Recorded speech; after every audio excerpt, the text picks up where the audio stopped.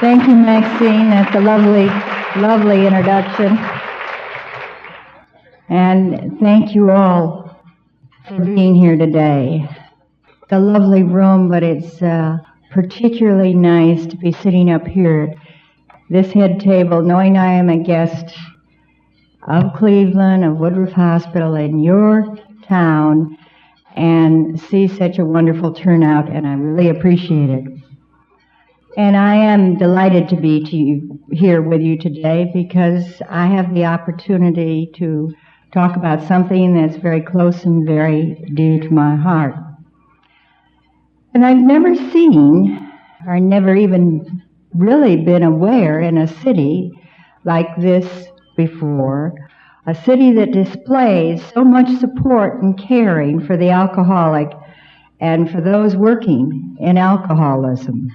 The last few years, I too have learned something about being related in a way to this disease and now working with it.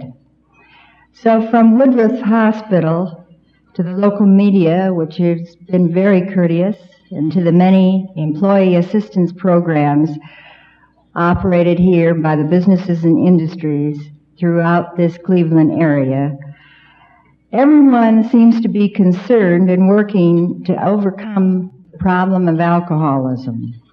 And still, we all know alcoholism continues to be a growing problem all over the United States, in fact, all over the world today. But congratulations, because Cleveland is one city that has recognized the responsibility that every sector of society must assume in dealing with our nation's number one health problem, alcoholism. To go back, it was a little over 3 years ago, in fact 3 years and 6 months about to be exact, at the request of my daughter Susan, one of my doctors, a Dr. Joseph Cruz, came to my house and interrupted a very lovely laid-back morning, a lazy morning, confronting me with the fact that I just might have a drinking problem and a pill problem. Now, admittedly, he said it all very kindly and with a lot of understanding and I'm sure a lot of love, but that isn't the way it affected me. Unfortunately, he was asked, and not too politely, but very, very firmly, to leave. You might even say, I threw him out. Well, as we all know today, he was right.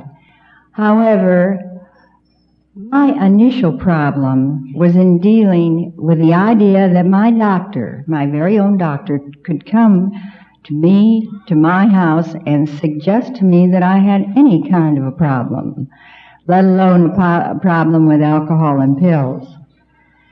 Fortunately, he was a very determined man. He knew what he was about, and being very persistent, he went out and dusted himself off and went off to recruit reinforcements. And when he returned with a good, strong team he had enlisted, including all of my family, and managed to convince me through what we know today as an intervention that I did have a problem, yes, and I did need help, that I couldn't handle it all alone. The result of all this was my month-long stay at Naval Long Beach Hospital in their alcohol drug rehabilitation center, recovery center. But to this very day, for all that persistence and all that caring, I shall ever be grateful, and we are very close friends.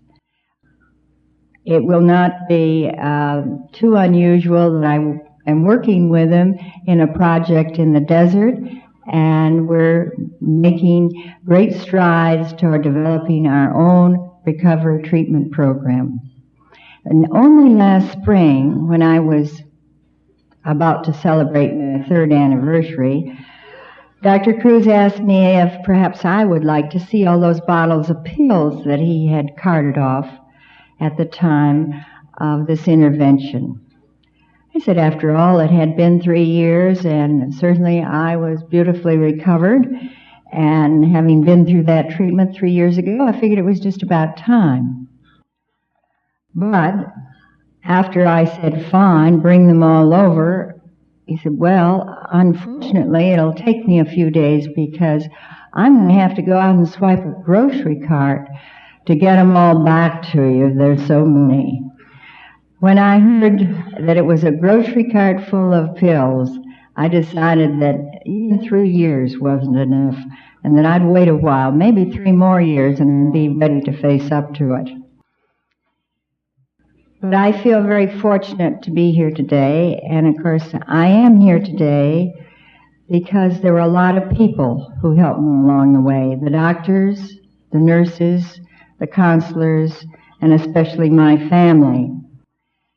And being here with you allows me the opportunity to perhaps repay in just a small way the help and the caring that was offered to me, and hopefully extend it to some other person who may be able to take advantage of it, such as I did. Of course, I was asked to speak this afternoon, I'm sure, because I'm an alcoholic. And I am one of the lucky ones, as I have said.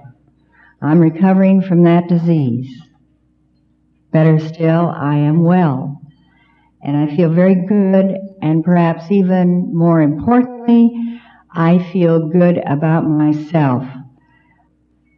I'm happy with my sobriety. I'm comfortable as I am today. I feel better off than I have ever felt before.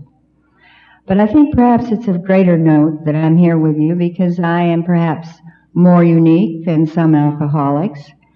I am a woman alcoholic, a woman who has the disease of chemical dependency. So I know, as perhaps many of you do, the very different and special needs of the women with the disease of alcoholism. In the United States, we know that more than 51% of the population are women. And it's a fact that more women than men are registered to vote. And there are traditionally, believe it or not, more votes cast by women in every general election. So it shouldn't be too shocking to us to learn of the estimated 10 million alcoholics or chemically dependent people in our country today. Probably 50% of them are women. Somehow, this figure came to me as really very shocking, because women of my generation were just now beginning to realize, in many cases, that perhaps there were people in their family, their aunts, their mothers, or their grandmothers, or older women friends that suffered and even died because of the effects of their alcoholism. The families were careful, of course, to camouflage this disease. It was called nerves or gastritis, or perhaps diagnosed as some other medical problem. The doctors, as well as the families, never spoke honestly about alcoholism. And there was, and still is to some extent, that terrible stigma attached to the word alcoholic, especially with women. It was easier and less embarrassing to just hide the problem rather than be able to accept and face up to the fact that there was a problem. But today we all know drinking is socially accepted for women. We go to cocktail parties and we walk into bars and we shop at liquor stores freely. And it's fine. In fact, if you look at the ads on television, it's a fact in the magazines and television. They say it's downright upright for a woman to call up and invite a man over for a glass of Harvey Bristol cream. Now, I'm not trying to infer that it's the advertising or the acceptance of women drinking in public that has led to the increased number or the increased amount of alcoholism among women. But it certainly has made the problem more visible and much more recognizable in the women. And the percentage of women who were alcoholic when I was young, and this is my own personal opinion, was probably no less than it is today.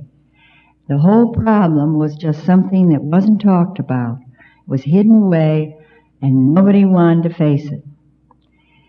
But then to further complicate the problem, the evidence points out that among the several million women in this country who are alcoholic, an estimated probably 60, 70, as high as 80% are also dependent on one or more prescription drugs. Sleeping pills, tranquilizers, muscle relaxers, you name it. You can find them in almost every woman's medicine cabinet, almost every woman's purse. And this was the pattern that I followed. Chemical dependency for prescription drugs and for alcohol.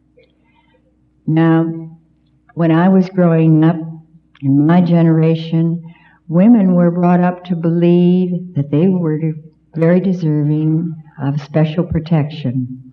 We would be protected from the pain, from all of the emotional sadnesses, as well as the real physical hurts, and from all the hard knocks, no matter what it was.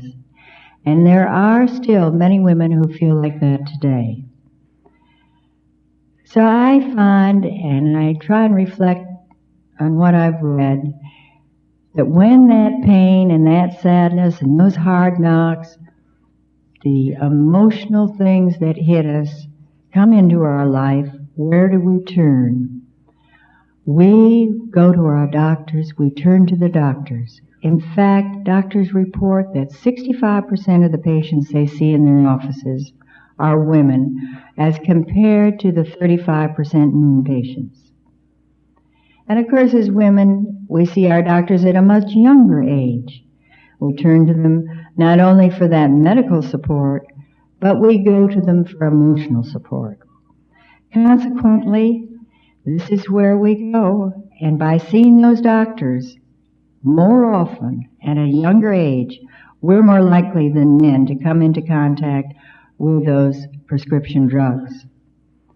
And when women are willing to spend that time and the kind of money and effort that it makes and necessary for a visit to our doctors, we like to walk out with some assurance that everything's going to be better. And what is it? That little magic white slip of paper that holds the promise, a promise that everything is going to stop hurting and everything's going to turn out all right. Well, the pills that little white slip produces don't make everything stop hurting. They only make them fuzzier. And often we're guilty of, when we get those pills, taking more than the prescription recommends. How many people think if one is good, two is better? Well, this was somewhat my problem, and of course this combination of pills and alcohol can be a very lethal thing, and unfortunately it often is. I'm just grateful that I did not have any drastic results, anything happen to me. While society has made it more acceptable for the woman to drink today, it hasn't yet become acceptable for a woman to have a drinking problem. That's a different matter. Society tends to look the other way, or to ignore the man who is a drinking problem, or where alcohol or drug abuse is a problem. Somehow it's sort of macho in a man. It's something that makes him stronger and more virile. But in women, these problems are neither overlooked or accepted. A woman, instead, is labeled as unfit and perhaps as even weak. Sometimes she's even thought of as immoral or fallen. And this problem is heightened by the fact that when she believes these labels herself. The stigma that we have attached to the use and the abuse of alcohol and drugs by women makes it difficult for them to admit to their illness and ask for help. Because of the stigma, they tend to withdraw and to turn inward on their own selves. They want to ignore the fact that there's dependency in a problem. And when you think about it, for a man to be drunk, it's very funny and people laugh about him. But I have never seen or found it funny to see a drunken woman. It's just not a laughing matter. Now, I guess most of you are aware, if not already, you will be from the television and from an interview I gave with the press, of my reputation of being somewhat candid and outspoken. But I want to tell you that this does not always come as easily as you may think. In fact, at times it can be quite painful. But I have never seen or found it funny to see a drunken woman. It's just not a laughing matter. Now, I guess most of you are aware, if not already, you will be from the television and from an interview I gave with the press, of my reputation of being somewhat candid and outspoken. But I want to tell you that this does not always come as easily as you might think. In fact, at times it can be quite painful. And particularly when you are a very public person, as I was, and you found yourself making headlines when you admit to a personal problem. Sometimes those headlines can make you feel very uncomfortable. And when I speak of being candid and even courageous, as some people perhaps connect with me, I want to tell you about that day when I had to face up to my addiction to prescription drugs and to alcohol. It was my family, it was my husband, my daughter, and my 3 sons who were the candid and courageous ones. They were the ones who initially found the professional help that I needed. And they were the ones who finally came to me and supported me and comforted me in my illness.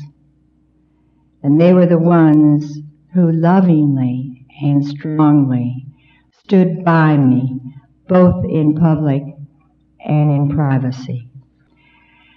Being very sensitive to public opinion, I'm aware of those who say, "Betty, we're delighted you're well, we're delighted that you are feeling better, you look better, and that's wonderful, but do you have to talk about it? Why be so vocal about it?" My question to them is, how in the world are others going to recognize that path to recovery if we keep it hidden from them?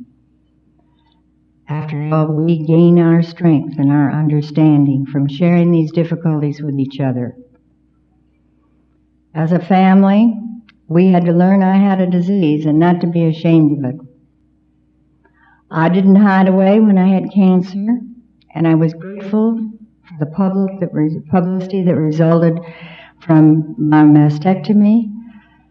It saved the lives of many women, because they reached out and they received the needed treatment before it was too late.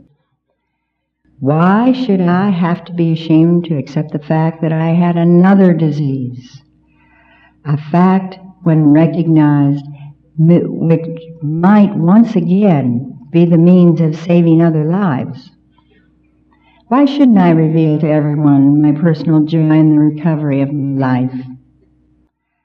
I truly believe that if more of us speak out and reach out to those who are still suffering, much can be done to help remove the stigma of this disease so that those who are still ill will seek help and rehabilitation. My 3 years of recovery have enabled me to learn a great deal about the disease of alcoholism. And it's given me the opportunity to meet with wonderful people such as you today and the wonderful people here associated with Woodruff and Cleveland. People who are interested in bringing about changes in the treatment and the understanding of the disease. I've had the opportunity to meet and talk with a lot of individuals who are seeking help with an alcohol or pill problem. And of course, to speak to a lot of large groups as large as this, some of whom initially were not too comfortable with my topic. And I hope that along that way, a few people have actually been touched or helped by something I have said. My recovery has enabled me to make an even more concrete and permanent contribution toward helping others find recovery. Last Friday, I attended a very special ceremony, groundbreaking for the Betty Ford Center at Eisner Medical Center in my hometown, Rancho Mirage, California. The Chemical Dependency Recovery Hospital will be a freestanding facility. It's a separate unit from Eisner Hospital, and it will provide the education, the counseling, resocialization, and the group and family therapy at approximately 1/3 the cost of treatment in an acute care facility. The less intense family-style setting of this facility will provide the treatment that experts believe to be the most successful for treating alcohol and drug abuse. And Betty Ford Center is not a facility that just bears my name. It's indeed more than that to me. For I, along with others, have worked and fought to bring it into being that it is going to be, not quite yet. And it's taken a lot of miles and a good many hours to bring this about. But I can assure you it's been a lot of fun, and it's been a whole new career. Plus, the idea of watching it grow into this reality. And even though it hasn't been easy, and I'm going to share a little of that with you because it's rather interesting how we go about things in California.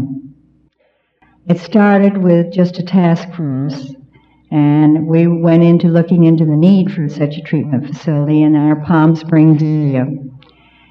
And after doing our homework and studying a lot of research and traveling around and looking at several rehabilitation centers, we convinced ourselves that the hardest part was convincing the Board of Trustees at Eisner Medical Center that a chemical dependency hospital was a very reasonable addition to the services they were already providing.